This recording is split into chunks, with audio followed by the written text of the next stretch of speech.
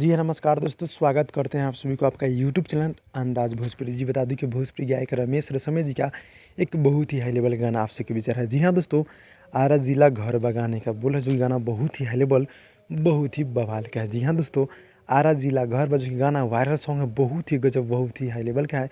जो कि गाना ये फटाफट वायरल भोजपुरी के माध्यम से देखने को मिलेगा, यानी कि बहुत ही जल्द।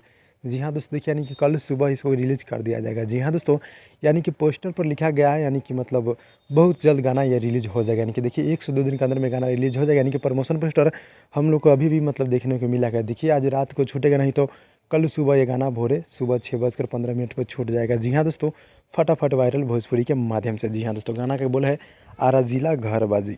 रमेश रेशमिया जी और गुड़िया सिंह जी हैं, निर्मला जी हैं। बहुत ही गजब, बहुत ही हाई लेवल का है। जी हाँ दोस्तों, गीत को लिखे हैं मुनीलाल परदुमन जी और म्यूजिक है राज शर्मा जी का। काफ़ी गजब की म्यूजिक राज शर्मा जी देते रहते हैं। जी हाँ दोस्तों, गाना बहुत ही हाई लेवल, बहुत ही बवाल का है।